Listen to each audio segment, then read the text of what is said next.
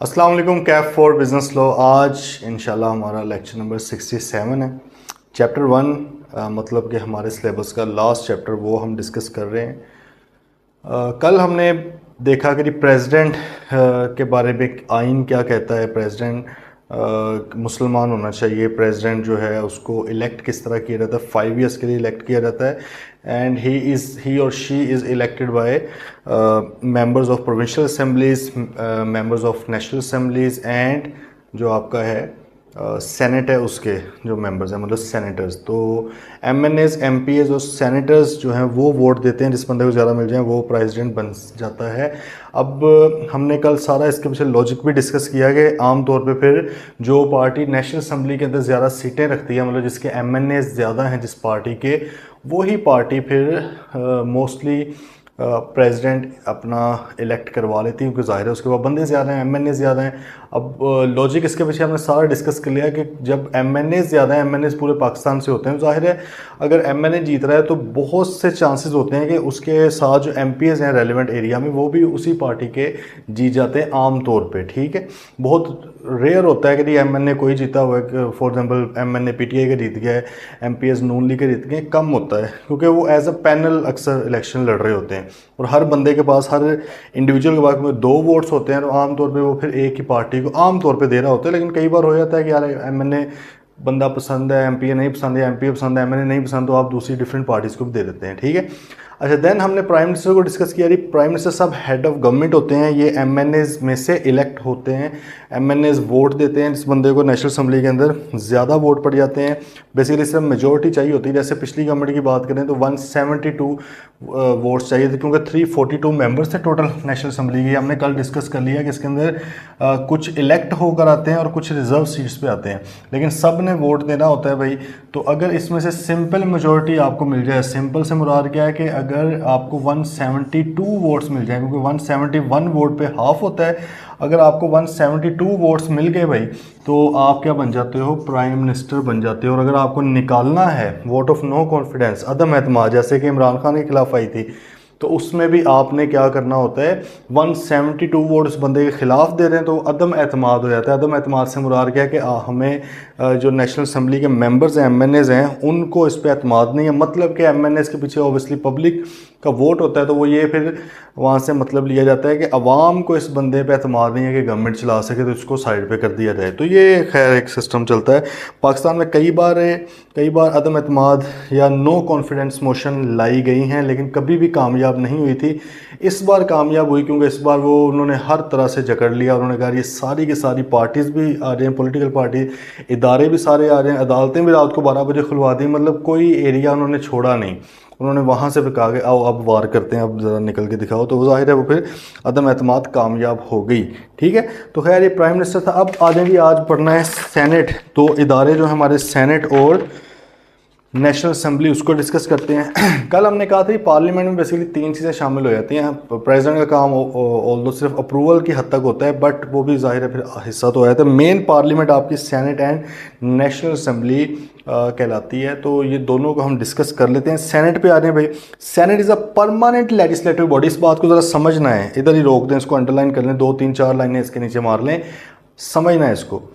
Permanent legislative body, legislative का मतलब तो हमें पता है ना, कानून बनाना, सही है। तो लेजिस्लेटिव बॉडी से मतलब कानून बनाने वाली body. The senate is the permanent legislative body with equal representation from each of the 4 provinces. ये भी लिख लें जरा, इक्वल रिप्रेजेंटेशन है। एमएनएज इक्वल नहीं होते, वो पॉपुलेशन वाइज होते हैं। सबसे ज़्यादा पॉपुलेशन अब जो है पंजाब की है, कोई 150 के करीब, रिजर्व मिला के कोई 170 के करीब एमएनए सिर्फ पंजाब से हैं। बाकी के जो बेचारे 170 बचते हैं वो 3 सूबों से हैं। सिंध में दूसरे नंबर पे सिंध की पॉपुलेशन, सिंध से ज़्यादा एमएनएज हैं। फिर अगर बात की जाए, 3rd पे केपी के आता है, उसके हैं। 4th पे बलोचिस्तान आ जाता है, उसके एमएनएज हैं आबादी के लिहाज से। अदरवाइज बलोचिस्तान आपको पता है कि पाकिस्तान का 50% है वो एरिया वाइज। तो अब बात ये हुई भाई कि एमएनएस तो इलेक्ट होके आए थे, लेकिन सूबों ने कहा कि भाई हमारी इक्वल रिप्रेजेंटेशन ही नहीं है असेंबली के अंदर। मिसाल के तौर पे असेंबली के अंदर अगर बलूचिस्तान के हक़ में या केपीके के हक़ में कोई करारदाद या कोई मंसूबा पास करना हो, तो जाहिर है जो अगर अपने इलाके के नुमाइंदे मौजूद हों तो ईजी हो जाता है ना। अब वहाँ पर तो लेट से वहाँ के सिर्फ मौजूद हैं मेरे ख्याल में इस बार 45 MNA आई बिलीव उनके, ठीक है। तो पेशावर से लेकर ये डेरा इस्माइल खान तक फिर इधर को आ जाते हैं, वो मियाँ वाली वगैरह स्टार्ट हो जाता है। तो वो तो भाई कहते हैं कि 342 में 350 में से सिर्फ 45 या 55 MNAs हमारे हैं रिज़र्व मिला के, तो बाकी तो भाई हमारे हैं ही नहीं, तो ये लोग तो हमारे हक में फैसले नहीं करेंगे। दूसरी तरफ पंजाब का फिर ये था कि पंजाब की मेजॉरिटी है, तो कोई दूसरा ना भी मिले तो हम अकेले ही पास कर जाते हैं अपने हवाले से कानून, ठीक है। तो सूबों के अंदर थोड़ा सा अदम तहफ़्फ़ुज़ आया, उन्होंने कहा कि यार इनसिक्योरिटी है, हमें हमारी रिजर्वेशन है कि हो सकता है कि हमें हमारा हक ना दिया जाए, तो आप एक इदारा ऐसा भी बनाएं वहाँ से भी कानून पास हो। हमने इसलिए कहा ना कि पार्लियामेंट पास करती है, नेशनल असम्बली एंड सेनेट दोनों का मुत्तफ़िक होना ज़रूरी है, हम आगे सारा प्रोसेस भी पढ़ लेंगे। तो भाई एक इदारा फिर बनाया गया जिसका नाम सेनेट कहा गया जिसको, और जहाँ पर इक्वल रिप्रेजेंटेशन है सारे सूबों की, चाहे पंजाब की आबादी ज़्यादा है चाहे बलूचिस्तान की कम है, KP के सिंध, सबकी आबादी डिफरेंट है, सबके MNAs MPs डिफरेंट है उनकी क्वांटिटी, ठीक है, उनके नंबर्स डिफरेंट है। बट सेनेट के अंदर जब आने हैं तो पंजाब से भी 25 ही आने हैं, KP के से भी 25 ही आने हैं, बलूचिस्तान से भी 25 आने हैं, सिंध से भी 25 ही आने हैं, ठीक है। तो ये इक्वल रिप्रेजेंटेशन दी गई, क्यों दी गई, क्यों, ताकि किसी को ये फील ना हो कि मेरे साथ ज्यादती हो रही है। थ्योरेटिकल बातें कर रहा हूँ, ठीक है। अच्छा, अब उन्होंने कहा कि भाई सब सूबों में से आगे with the representatives elected by the member of their respective provincial assembly. Respective क्या है, हर सूबे को इक्वल रिप्रेजेंटेशन दे दी, मिसाल तौर पर 25 सेनेटर पंजाब के होंगे, अब उनको इलेक्ट भी कौन करेगा, पंजाब के MPA ही करेंगे, ठीक है, पंजाब के MPs ही करते हैं। हम इसका प्रोसेस भी देख लेते हैं कि किस तरह सेनेट का इलेक्शन किस तरह होता है। और जो है KPK के हैं तो KPK के ही बंदे जो MPs हैं वो वोट करेंगे। अब देखें पंजाब के लेट से टोटल MP हैं को 370 के करीब, उन्होंने भी 25 बंदे चूज़ करने हैं, KPK के हैं 100, उन्होंने भी 25 ही अपने में से चूज़ करने हैं। तो इक्वल रिप्रेजेंटेशन दे दी गई कि यार चलो एक ऐसा इदारा बना दिया जाए जहाँ पे कोई सूबा ये ना कहे कि भाई मेरे बंदे थोड़े हैं, मेरी आवाज़ नहीं पहुँचाई जा रही, वो कहें बंदे पूरे कर देते हैं आपके। There are also representative from ICT, Islamabad से भी होते हैं, ठीक है, इस्लामाबाद से भी 2 सेनेटर बनते हैं, वो आते हैं, ठीक है जी, ओके भाई बात। अच्छा, अब ये लेजिस्लेटिव वाली परमानेंट वाली बार मैंने इसलिए होल्ड किया, दूसरा पॉइंट पढ़ें। मेंबर्स आर, ये जो सेनेटर्स हैं, मेंबर्स को सेनेटर्स बोला जाता है, सही है, जैसे members of national assembly MNA, members of provincial assembly, तो जो मेंबर्स ऑफ सेनेट हैं उनको क्या वर्ड यूज़ किया जाता है, सेनेटर बोला जाता है, ठीक है।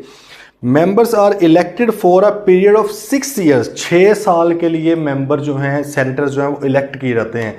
MNA MPs इलेक्ट किए जाते हैं 5 सालों के लिए, ठीक है, वो भी बड़ी मुश्किल असम्बली पूरी होती है। सेनेटर जो हैं वो 6 साल के लिए मुंतखब किया जाता है। अगली बात समझनी बड़े गौर से, half of the members, half of the senators retire after 3 year, आधे 3 साल बाद रिटायर हो जाते हैं, रिटायर से मतलब उनका टाइम पीरियड ख़त्म हो जाता है, ठीक है, तो 3 साल बाद इलेक्शन होते हैं। बाकी के जो हैं वो जाहिर अगले 3 साल बाद होंगे। देखें बात क्या है, बात यह है कि फॉर एग्जांपल सेनेट 2018 में इलेक्शन होते हैं, ठीक है, इससे पिछला इलेक्शन कब हुआ होगा, 2000 इलेक्शन हर 3 साल बाद होते हैं, ठीक है, 2015 में।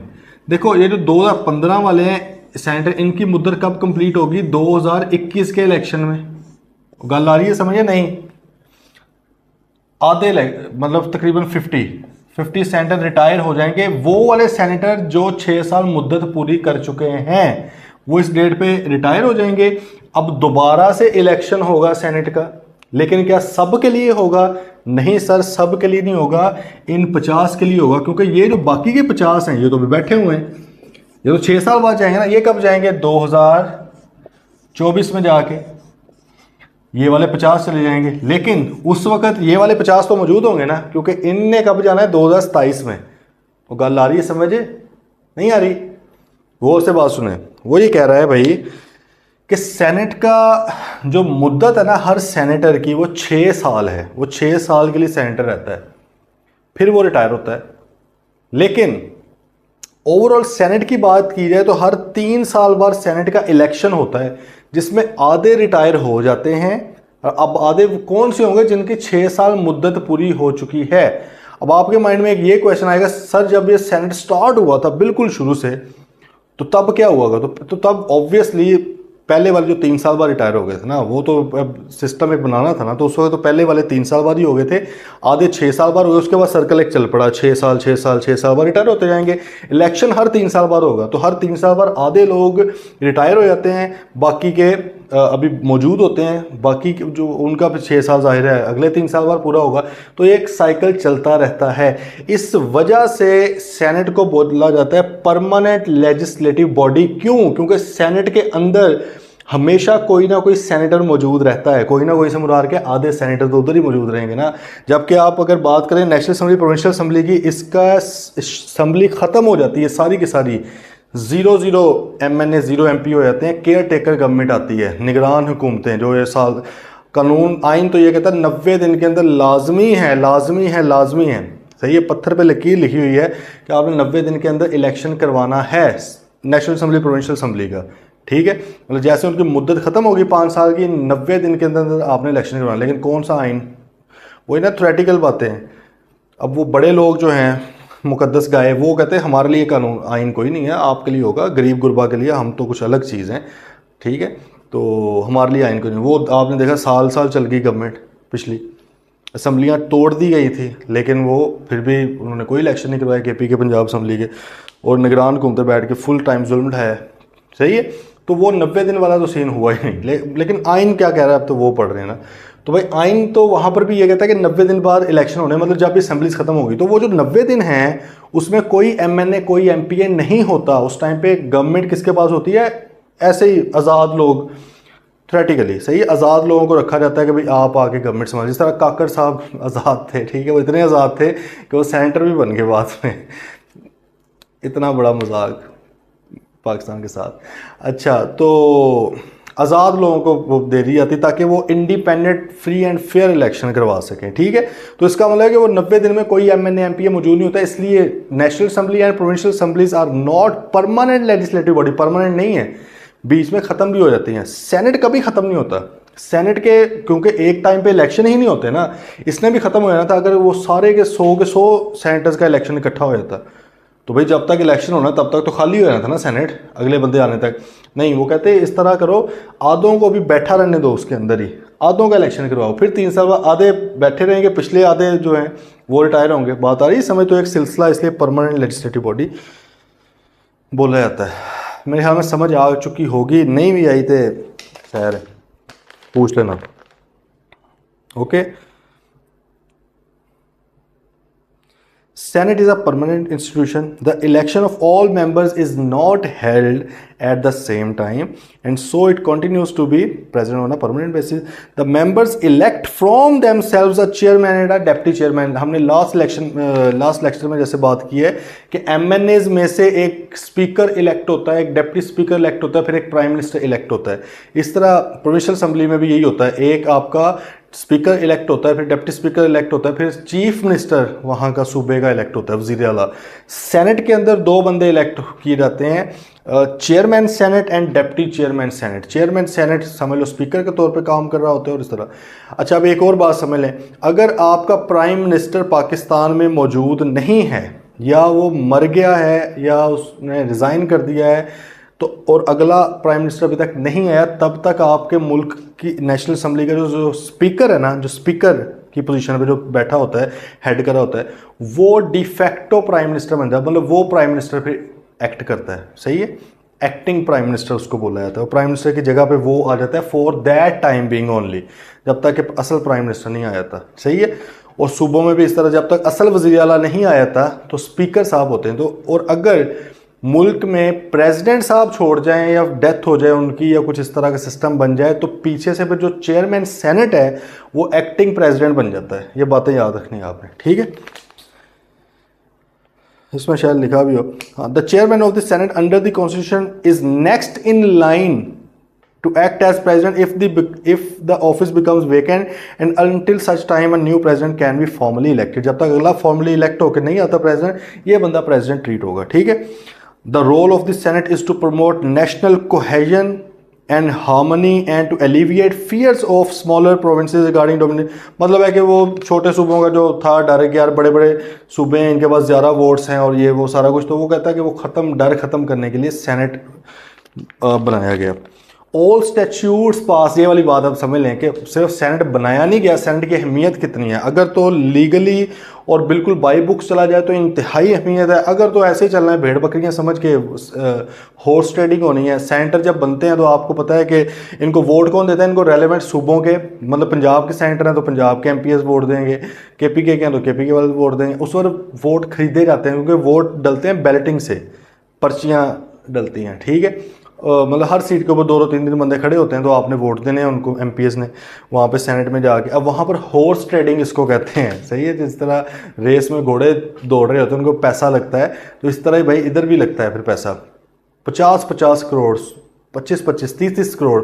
आपने वो यूसुफ रज़ा गिलानी के बेटे की ऑडियो भी सुनी होगी, ठीक है, जब उसका इलेक्शन था गिलानी का, इतना करोड़ों रुपया बहाया जाता है इसके अंदर, ठीक है, कि हमारा सेनेटर आए, हमारे बंदे हैं, ठीक है। तो खैर वो अब ये कह रहा है कि ऑल स्टैट्यूट्स, मतलब कि कानून, तमाम कवानीन passed by the national assembly are also approved by the senate. वो सेनेट ने भी भाई अप्रूव करने हैं। देखो सिर्फ नेशनल असेंबली ने नहीं, सेनेट का भी पास करना जरूरी है, with the exception of money bill. Money bill को आप लिख लें बजट, या इसको फाइनेंस बिल भी बोला जाता है, बजट लिख लें आप इसको। बजट आम अल्फाज में पता है ना, हर साल जून में आता है, 1 जुलाई से इम्प्लीमेंट होता है। अभी भी आया, रगड़ा लगा दिया उन्होंने, टैक्सेस लगा लगा के सैलरी तबका। उन्होंने कहा कुछ मखसूस लोगों से तो हम निकलवा नहीं सकते, तो सैलरी वाले फंसे हुए हैं, इनको रगड़ा लगाओ। उन्होंने खैर गरीबों को भी कर दिया। अच्छा तो भाई बात क्या थी कि मनी बिल के अलावा, मनी बिल या फाइनेंस बिल या बजट आम अल्फाज में इसको बोला जाता है, ये सिर्फ और सिर्फ नेशनल असेंबली से पास करवाना होता है। इसकी रीज़न क्या है आगे जाके मैं दोबारा ही बता दूंगा। इसकी रीज़न ये है कि जाहिर जब आप एक जगह से पास करवाते हो फिर दूसरी जगह करवाते हो, डिले आता है उसके अंदर। लेकिन बजट हर सुलह क्योंकि 1 जुलाई से इम्प्लीमेंट करना होता है, तो ये आइन ने कहा यार ये बड़ा एमरजेंसी का मामला है, अगर 2-2 3-3 इदारों के पास जाएंगे तो काम बड़ा लंबा हो जाना है।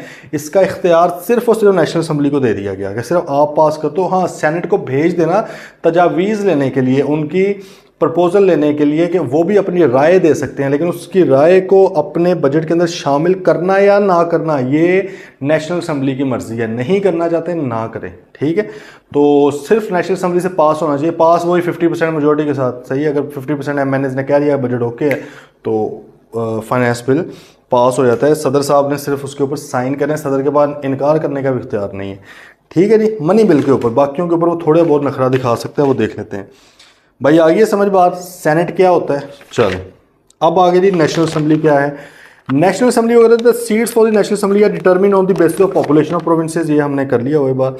The members on general seats, वही जो हमने कल 2 डिवाइड की थी, 260-70, एक तरफ इलेक्टेड बाय पब्लिक, उनको जनरल सीट्स बोला जाता है, और जिनको रिजर्व सीटों पे रखना होता है वो रिजर्व सीट्स आ जाती हैं।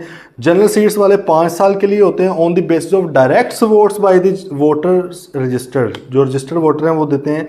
There are also reserve seat for women and non Muslim, ठीक है, ये हमने कर ली ये बात। The members elect from themselves, अपने में से वो एक स्पीकर चूज करते हैं, एक डिप्टी स्पीकर चूज करते हैं, एक प्राइम मिनिस्टर चूज करते हैं, हमने बात कर ली है। सबसे ज़्यादा इंपॉर्टेंट फंक्शन नेशनल असेंबली का क्या है, law making and formulation of policies, सही है, कानून साजी करना, पॉलिसीज बनाना। ये जो एमएनएज आ रहे होते हैं ना आपके पास, गलियां बना देंगे, सड़कें बना देंगे, नालियां पक्की कर देंगे, इनका काम ही नहीं है भाई। ये काम वो टीएमए वालों का है या एलडीए वालों का है, या इस तरह जो रेलिवेंट इदारे उनका काम है। बिजली के खंभे लगा दें भाई, काम ये वापडा का है, तो क्या काम है, बात आ रही है समय। हम स्कूल बना रहे हैं, स्कूल बनाना इनका काम ही नहीं है, इनका काम कहाँ से है, एजुकेशन डिपार्टमेंट का काम है। हॉस्पिटल बना दे भाई, वो हेल्थ डिपार्टमेंट का काम है। आपका काम कहाँ से आ गया ये। एमएनएस एमपीएस का काम और सेनेटर का काम सिर्फ और सिर्फ कानून साजी है, जो आइन बोलता है। अब ये जो बाकी सारा कुछ है ना खुद से निकाला हुआ है, करोड़ों रुपया खाते हैं, ग्रांटें लेते हैं, सड़क बना रहे हैं, नहीं तो भाई केड़ा काम है, तुम मजदूर हो, मिस्त्री हो, आपका क्या काम है सड़क के साथ। आप कानून पास करो जाके, सिंपल कानून पास करने नहीं आते। कानून तो इस तरह है कि अगर पार्टी रेलेवेंट पार्टी ने कह रही है कि भाई ये खाली पेज के ऊपर तुमने साइन कर देना है, उसके ऊपर साइन कर देंगे। इस कदर जाहिल और नाहिल किस्म के हमारे ये लोग हैं, ठीक है, अनपढ़ हैं, जाली डिग्रियां लेकर चले जाते हैं वहाँ पर, ना कोई अलिफ बे नहीं पता किसी चीज़ की, लेकिन बस वोट किस नाम पे मांगते हैं कि जी हम सड़कें पक्की करा दें, हम गलियाँ पक्की। भाई ਤੁਹਾਡਾ ਕਿਹੜਾ काम है यार, आप लोग क्या हो, सफाई करवा देंगे भाई, क्या हो तुम। और हमारी आवाम भी ऐसी ना, अब खैर होश आ रहा है, लोगों को शऊर आ रहा है, अल्लाह करे आ जाए सही तरह के। असल में इनका क्या काम है, इनका काम सिर्फ और सिर्फ कानून बनाना है। वहाँ पर बैठकर वो इनसे पूछा रहा है कि हाँ भाई कितने कानून बनाए, कितने कवानीन तुमने पेश किए पार्लियामेंट के अंदर, सेनेट में तुम कितनी करारदादें लेकर आए, नेशनल असम्बली के अंदर तुमने कितनी करारदादें पेश की, किस कानून के अंदर तुम बोले हो, किस कानून के अंदर तुम्हारी इनपुट है, ये बताओ ना। वो तुम्हें आता कुछ नहीं है, सड़कें तुम्हें बड़ी बनानी आती। अच्छा जी भाई, आ गई समझ। हमने पढ़ लिया है, प्रेसिडेंट पढ़ लिया है, हमने प्राइम मिनिस्टर देख लिया है, हमने सेनेट नेशनल असम्बली की बात कर ली है। अब आगे बात स्टार्ट होने लगी प्रोसेस ऑफ लेजिस्लेशन के कानून किस तरह बनना है। लास्ट टॉपिक है जी होपफुली हमारा, हाँ इसके बाद तो वैसे थोड़ा सा प्रोसेस ऑफ लेजिस्लेशन, कानून किस तरह से बनता है। देखो जी, वो दो तरह का बेसिकली, हाँ तीन तरह के वो कानून आपको कह रहा है जो बनते हैं। बड़े गौर से समझनी ये बात, रट्टा नहीं मारना इसको बिल्कुल भी। ये इंशाल्लाह इंतहाई लॉजिकल तरीके से इसको करवाएंगे, याद रखेंगे आप हमेशा ही। लेजिस्लेशन, लेजिस्लेशन का मतलब है कानून जिनकी अहमियत है बड़े बड़े कवानीन की, वो किस तरह होगी।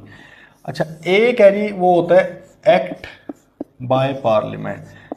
पार्लियामेंट जो एक्ट बनाती है, जो लॉ बनाती है, पार्टनरशिप एक्ट 1934, 1932, कॉन्ट्रैक्ट एक्ट 1872, ठीक है। फिर anti money laundering act 2010, competition act 2010, arbitration act 1940, sales tax act 1990, income tax ordinance. तो एक और चीज़ क्या आ जाती है, ऑर्डिनेंस, ठीक है। इसका मतलब एक्ट जो होते हैं वो भी कवानीन है, ऑर्डिनेंस जो है वो भी कवानीन है, लेकिन ऑर्डिनेंस कौन देता है, प्रेसिडेंट। ये क्या होता है, कब होता है, देख लेते हैं। और एक थर्ड चीज़ है जी डेलीगेटेड लेजिस्लेशन। क्या है, डेलीगेटेड लेजिस्लेशन।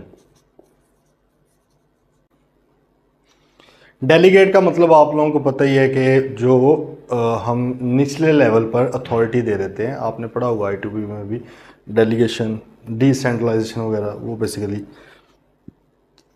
उसी वाले से भी बात होगी। अच्छा अब इसको ज़रा वन बाय वन देखना है। मेन जो है कवानीन है, बड़े बड़े कवानीन हैं, वो ये बनाता है, पार्लियामेंट बनाती है।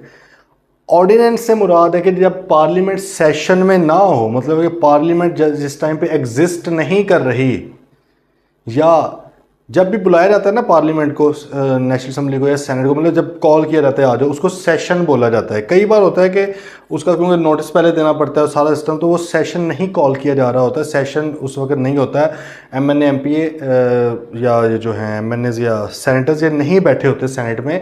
फिर क्या होता है कि कई बार प्रेसिडेंट साहब भी कानून ले आते हैं, उसको ऑर्डिनेंस बोला जाता है। इसकी भी उतनी ही अहमियत है जितनी कि उसकी है।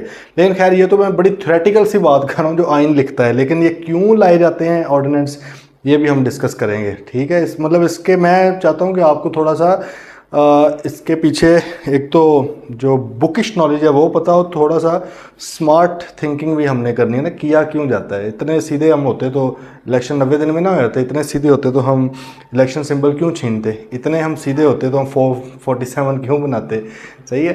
तो सारा सिलसिला। और इस तरह डेलीगेटेड लेजिस्लेशन है, ये जो रेलिवेंट इदारे हैं जैसे FPR, SCCP, वापडा वगैरह, इनको भी कुछ अथॉरिटी दे दी जाती है। और इस तरह निचले लेवल पर DC ACs वगैरह होते हैं, इनको भी कि यार अब हर कानून हमने तो नहीं पास करना, छोटी मोटी चीज़ें आप भी कर सकते हो, ठीक है। तो ये इस तरह एक सिस्टम है। अच्छा जी, एक्ट बाय पार्लियामेंट,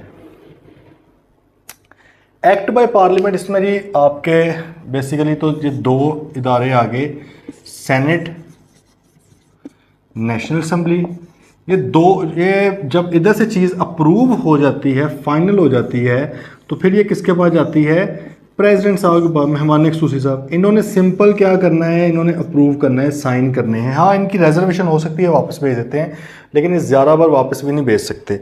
बट इसको आपने याद इस तरह नहीं अभी करना, क्योंकि आगे हम प्रोसेस पढ़ेंगे, डिफरेंट सिचुएशन में डिफरेंट तरह का काम करना पड़ेगा। आ जाए ज़रा। पहले उसने कहा कि bill in respect of any matter, किसी भी चीज़ पे आपने बिल बनाना है, आपने एंटी मनी लॉन्ड्रिंग का कानून बनाना था, आपने इलेक्ट्रॉनिक क्राइम्स पे बनाना था, आपने समझ ले रेप पे सजा का बनाना था, आपने कोई ये जैसे इलेक्शन अमेंडमेंट एक्ट आ गया इसका बनाना था आपने, ठीक है, आपने वो नैब के केसेस अपने कम करवाने थे वो कानून, मतलब कोई भी जो आपने कानून बनाना है, चाहे वो आप फिर सेनेट में पहले प्रेजेंट कर दे, प्रेजेंट से मुराद क्या जाहिर रखना पड़ेगा ना लिख करके भाई ये कानून है, ये हम पास करवाना चाह रहे हैं, प्रेजेंट करना, या चाहे आप नेशनल असेंबली में कहते हैं जहाँ पे मर्जी कर लो, जहाँ से मर्जी स्टार्ट कर लो, कोई मसला नहीं है इसके अंदर। हाँ, जो मनी बिल है, जो फाइनेंस बिल है, जिसको बजट भी बोला जाता है, वो सिर्फ इधर ही लेकर आना है, वो इधर से अप्रूव होना लाजमी है, इधर से अप्रूव होना लाजमी कोई नहीं है, इधर बस ये अप्रूव हो गया तो काफ़ी है। बात आई समय तो नेशनल असेंबली जो मनी बिल है वो नेशनल असेंबली के अंदर ही प्रेजेंट किया जाता है, पेश किया जाता है, जबकि इसके अलावा हर कानून जो कि पार्लियामेंट बनाना चाहती है वो चाहे इधर प्रेजेंट कर दो चाहे इधर कर दो, ठीक है। आ जाए ज़रा, अब पहले नंबर पे आ गया जी, बड़े गौर से समझना है, the bill passed without amendment, कोई तब्दीली नहीं की गई। मिसाल के तौर पे एक बिल था, ठीक है, वो बिल एक लेकर आए कि भाई जो भी बंदा जो है वो पाकिस्तान से आप समझ लें कि कोई इलीगल ड्रग्स की ट्रैफिकिंग करेगा, एक एग्जांपल है, तो उस बंदे को 10 साल की जेल की सज़ा है, मिसाल दे रहा हूँ, ठीक है, एक ये कानून बनाया गया, बनाना चाहा है अभी उन्होंने। अब उन्होंने कहा कि यार इधर प्रेजेंट कर लेते हैं, नेशनल असेंबली में कर दिया गया, नेशनल असेंबली ने बिल कर दिया pass with simple majority. Simple majority के से मुराद क्या, जितने भी लोग उस वक्त वहाँ पर मौजूद थे ना, 50% ने इसके हक में वोट दे दिया तो बिल हो गया पास, नहीं दिए तो बिल हो गया रिजेक्ट, ठीक है। अब पहला सिनेरियो क्या कि यहाँ से हो गया बिल पास, अब ये बिल फिर कहाँ पे जाएगा, ये दूसरे हाउस से भी पास करना, दोनों घर हैं, लोअर हाउस अपर हाउस, दोनों घरों से पास करवाना है, लाजमी है बिल, इधर हो गया पास, इधर भेज दिया गया।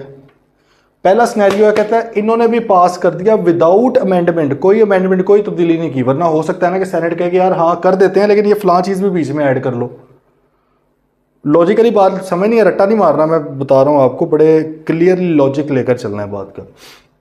नेशनल असेंबली ने पास कर दिया, मिसाल तौर पर उसके अंदर 10 शिक्कें थी, 10 सेक्शंस थे, नेशनल असेंबली ने कर दिया पास, सेनेट में गया, उन्होंने भी 10 के 10 पास कर दिए, कोई अमेंडमेंट की ही नहीं, दोनों जगह से पास हो गया।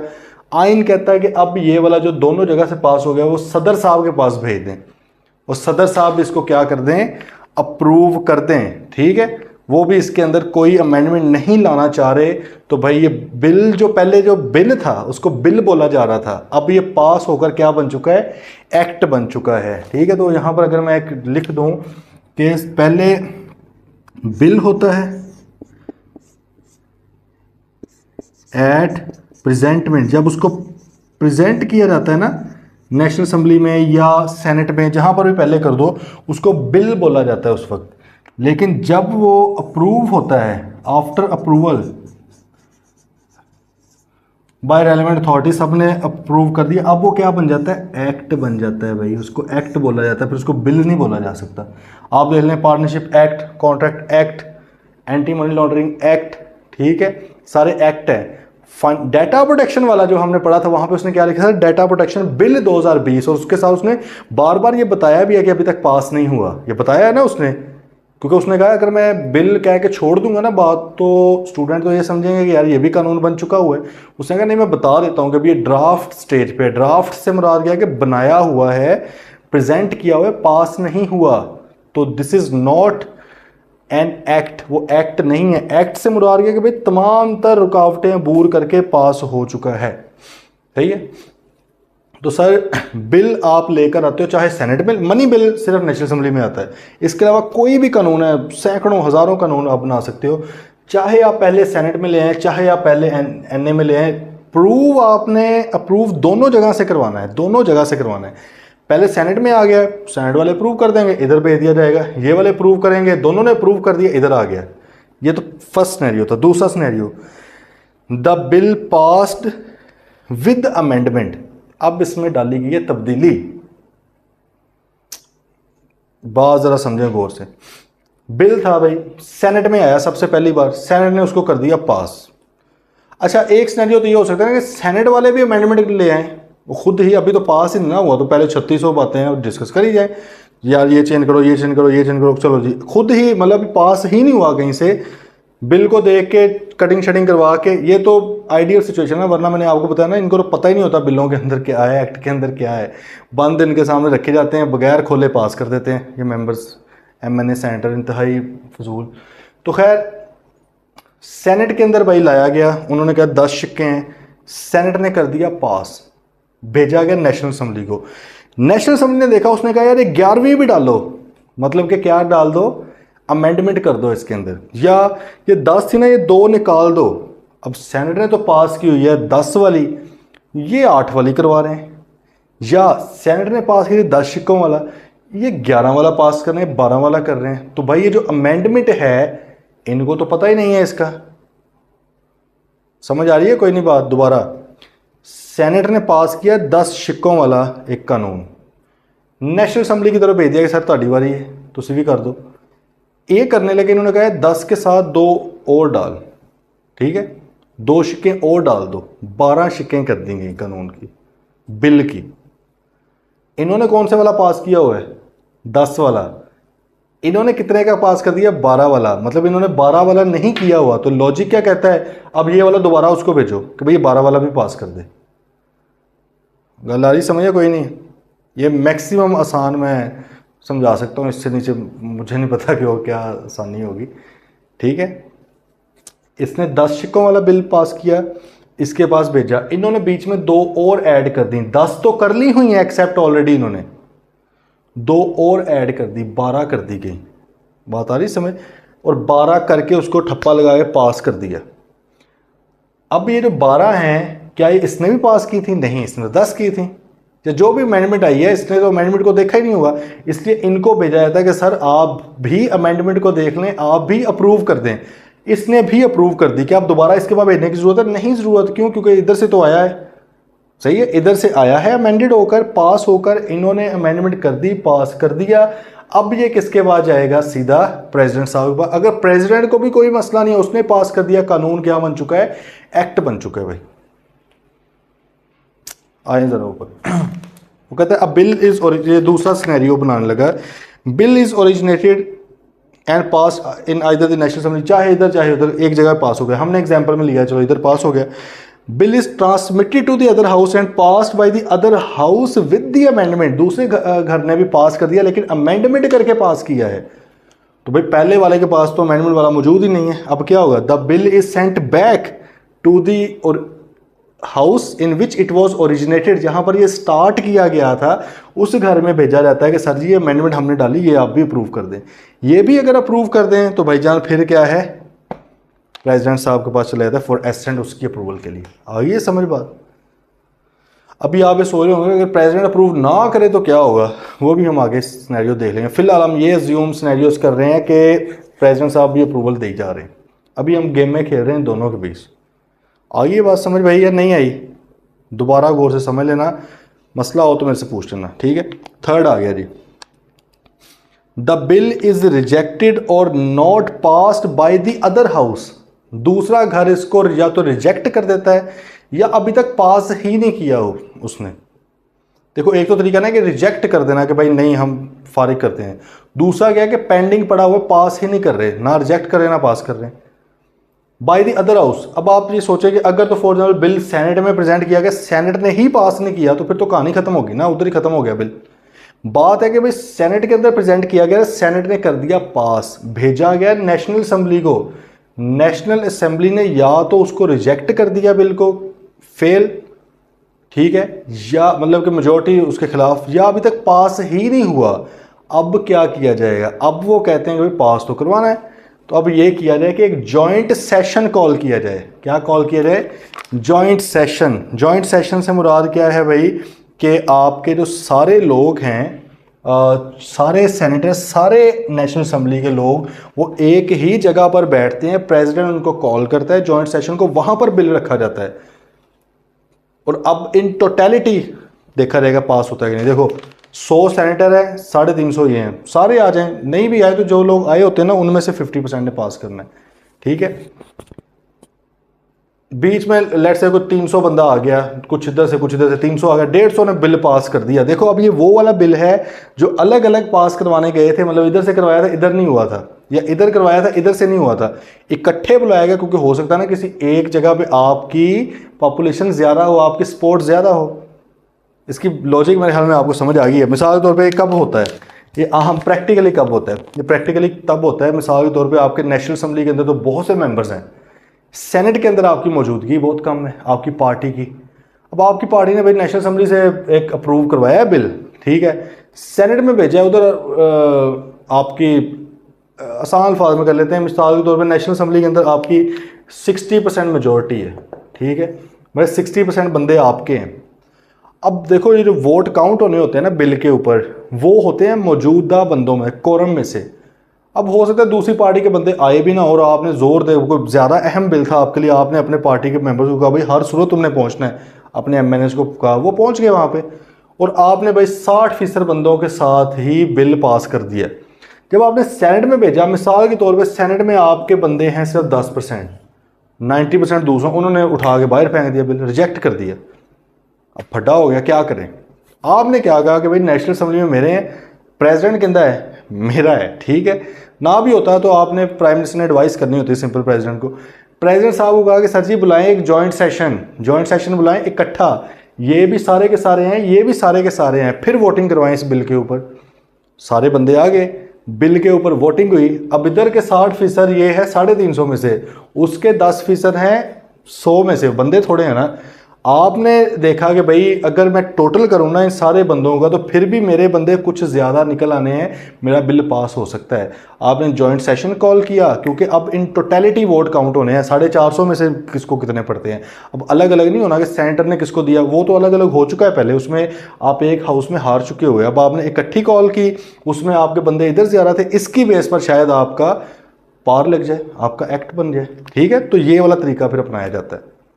बात आई समझ। पिछली गवर्नमेंट में अक्सर जॉइंट सेशन हुए पीटीआई की गवर्नमेंट में, क्योंकि उनके पास सेनेट में बंदे मौजूद नहीं थे ज़्यादा, ठीक है। और इधर भी पूरे सूरे थे, पूरे सूरे क्या, इमरान खान 176 वोट्स लेकर तो प्राइम मिनिस्टर बना था। मतलब मुश्किल से वो था ना, बड़ी कमज़ोर गवर्नमेंट खड़ी की कि ताकि जब दिल करेगा ठुड्डा मार के हटा देंगे, वो हटा दिया उन्होंने फिर। तो वो सिर्फ नेशनल असम्बली के अंदर कवानीन अगर पास करने में बैठे रहते तो वो तो बहुत ही मुश्किल था, या सिर्फ अगर सेनेट के अंदर करते रहते तो वो ना अक्सर जॉइंट सेशन करते थे, ठीक है। एक तो इधर वाले अपने सारे बंदों को बुला लेते थे, सारे के सारे आ जाओ, तो वो कर करा के कुछ ना थोड़ा सा तरला शरला करके दूसरी पार्टी का पार लग जाते थे। एक वो चीज़ और भी करते थे, वो ये वाला हम पढ़ेंगे, वो भी इसीलिए करते थे इधर बंदे नहीं पूरे होते थे, अपने बंदे कम और जो बंदे हैं उन पे भी डर हो के बार बार यार एमकेएम के तरले करें, बार बार काफली के तरले करें कि यार वोट दो, जब ये पार्टियाँ उनकी हैं, सही है। तो वो फिर अक्सर क्या करते थे कि ऑर्डिनेंस पास करवा लेते थे। ये ऑल दो एक गलत प्रैक्टिस है, क्योंकि जो है ये एमएनएज या सेनेटर, ये भी एमपीएस के थ्रू आते हैं, इनको इलेक्ट करके पब्लिक भेजती है ना। एमपीएस को इलेक्ट किया पब्लिक ने, एमपीएस ने इसको इलेक्ट कर लिया। नेशनल असम्बली में तो सारे एमएनए आते हैं वहाँ से, तो असल में तो अवाम के नुमाइंदों को चाहिए ना वो करे, ठीक है।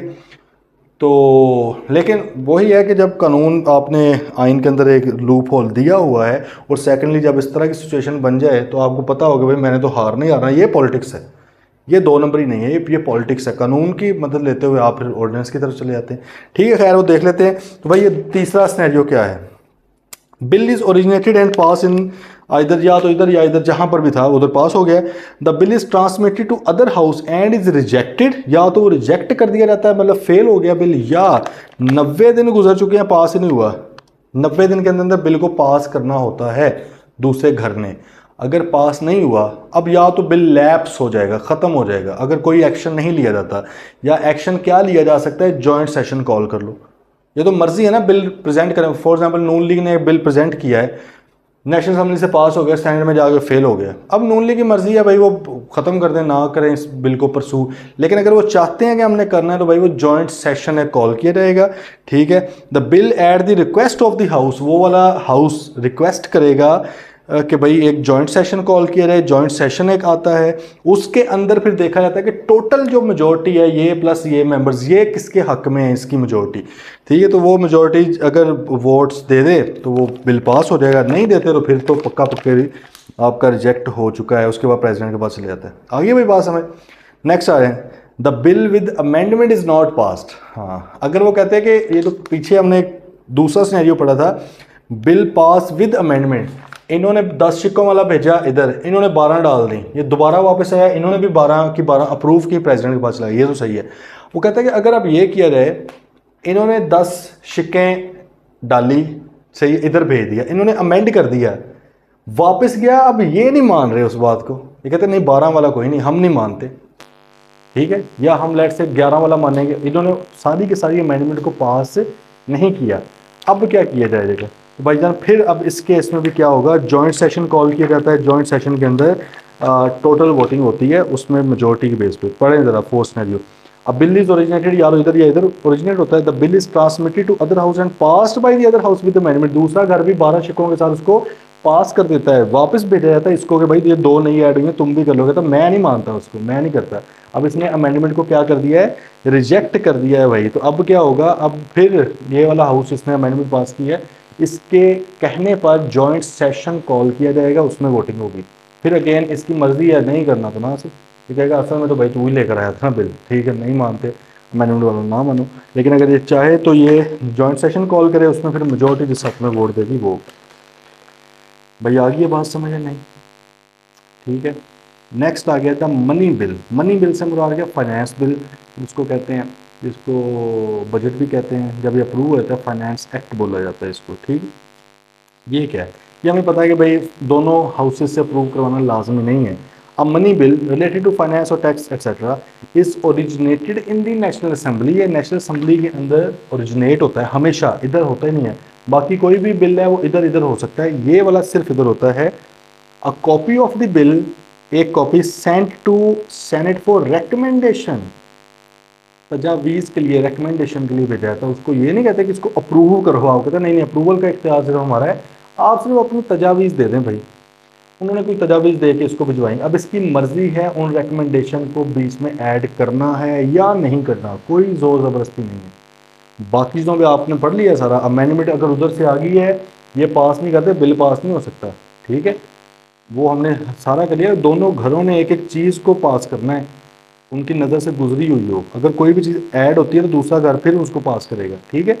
बट मनी बिल के केस में ऐसा नहीं है, वो कहता है national assembly passes a bill with और without incorporating the recommendation of senate, उनकी मर्जी है उनको इनकॉर्पोरेट करना है नहीं, बाद में प्रेसिडेंट को बात भेज देते, प्रेसिडेंट साहब उसको पास कर देते हैं, अप्रूव कर देते हैं। आगे जी बात समझ, ठीक है। अब बात आई द पावर ऑफ प्रेसिडेंट, मेहमान खसूसी की पावर क्या है। द प्रेसिडेंट शेल एसेंट, अपनी कंसेंट देगा to the bill within 10 days, 10 दिन के अंदर अंदर। ये जो हम बार बार कह रहे हैं प्रेसिडेंट को आप भेजने हैं बिल, वो कहते हैं उसने 10 दिन के अंदर अंदर इसको या तो अप्रूव करना है और return it to the parliament for reconsideration, या दोबारा नज़रसानी के लिए भाई पार्लियामेंट को भेज सकता है कि यार इसको ज़रा नज़रसानी करो, ये वाला पॉइंट मुझे समझ नहीं आ रहा। ब्रैकेट में उन्होंने लिख दिया है कि in case of a bill other than money bill, money bill के अलावा केसेस को वापस भेज सकता है। मनी बिल को सिर्फ और सिर्फ प्रूव करना है, इसने सिर्फ अप्रूव करना है, उसको वापस नहीं दे सकता। बात दोबारा जरा समझे, उसने कहा कि यार इन दोनों घरों से जो भी बिल पास होकर आएगा, जो हमने पिछले पॉइंट्स में देखे हैं सारे, वो प्रेसिडेंट के पास आएगा, प्रेसिडेंट ने 10 दिन के अंदर या तो वो वाला बिल अप्रूव करना है, एसेंट देनी है, अपनी साइन करनी है, या फिर वापस भेजना कि यार ये 2-4 पॉइंट सही करो, रिकन्सिडर कर लो इसको, मुझे नहीं समझ आ रही, ठीक है, मैं नहीं अप्रूव कर रहा। 10 दिन के अंदर कुछ नहीं करना। अगर वो 10 दिन में नहीं करता वापस, तो ऑटोमेटिकली समझा जाता है कि बिल हो चुका है पास। या आपने शायद देखा हो, साल डेढ़ पहले इन्होंने एक कानून निकाला, गवर्नमेंट ने, पीडीएम गवर्नमेंट ने, क्योंकि उस वक्त प्रेसिडेंट आरिफ अलवी थे, वो पीटीआई के थे, इन्होंने एक कानून निकाला और 10 दिन बाद इन्होंने ऑटोमेटिकली कह दिया कि बिल पास हो चुका है।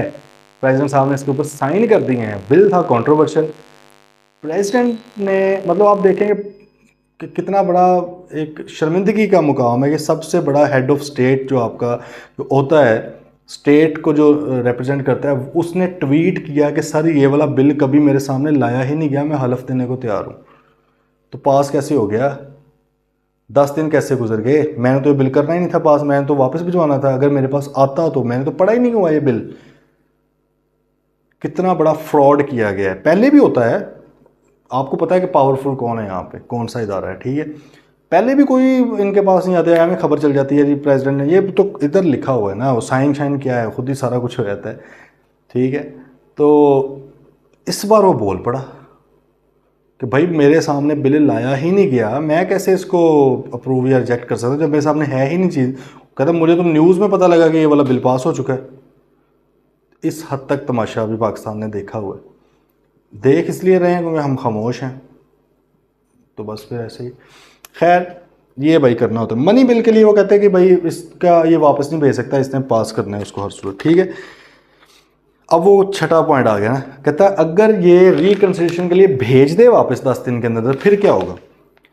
कहता the bill is return by the president for reconsideration by the parliament joint sitting. अब वो जॉइंट सिटिंग में बैठ के रिकंसिडर करेंगे उसको।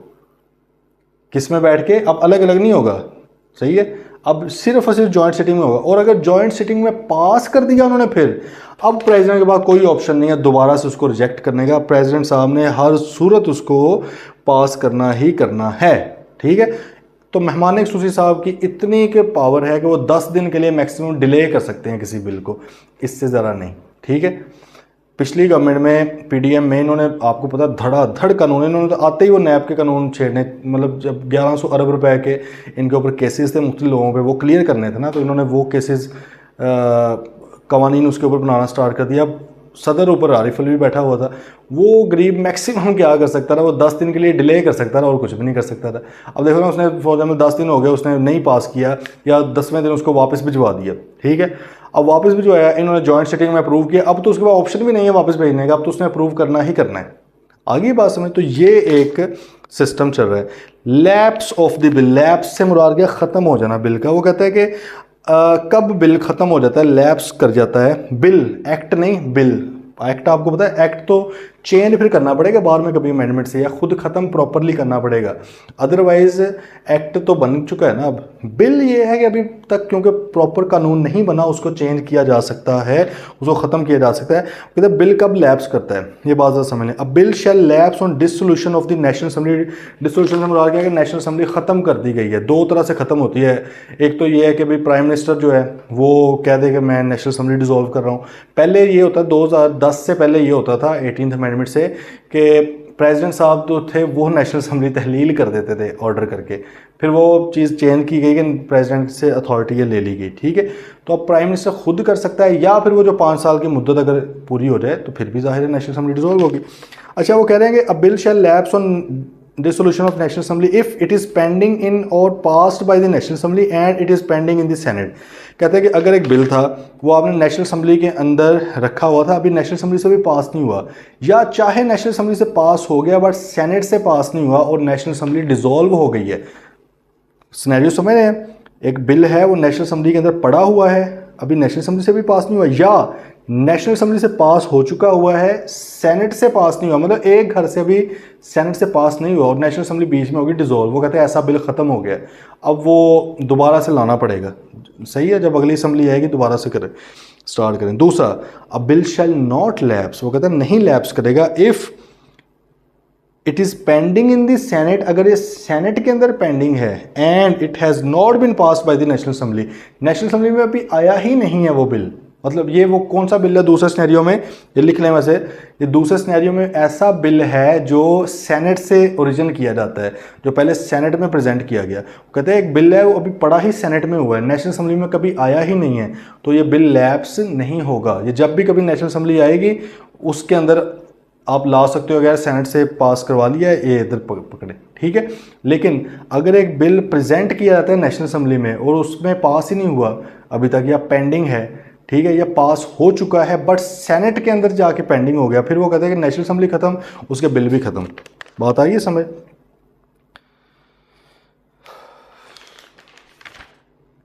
ये दो सिनेरियोज हैं भाई, ये ऑर्डिनेंस और ये फिर कल देख लेते हैं, सारे इसके क्वेश्चन देख लेंगे। किसी भी तरह का कोई भी क्वेश्चन, कोई भी क्यूरी हो, प्लीज़ वो आप लोगों ने पूछ लेनी है।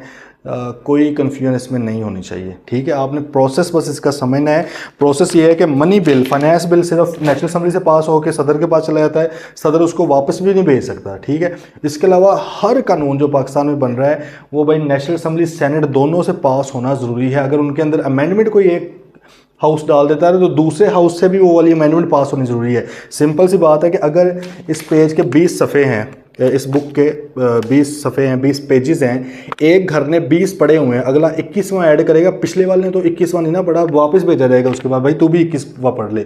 अगर वो भी 21वां पढ़ लेता है, दोनों घरों से अप्रूव हो जाती हैं चीज़ें, तो फिर प्रेसिडेंट के पास चली जाती है। अगर वो 21वें को रिजेक्ट कर देता है तो फिर बात कहाँ पर जाएगी, जॉइंट सेशन में जाएगी। जॉइंट सेशन के जाके अंदर डिस्कशन होगी चीज़ों की, सही है। उसमें मेजॉरिटी अगर पास कर देती है तो फिर तो ये भाई सारा सिनेरियो है। मिलते हैं फिर इंशाल्लाह नेक्स्ट लेक्चर में। टिल देन टेक केयर, अल्लाह हाफिज़।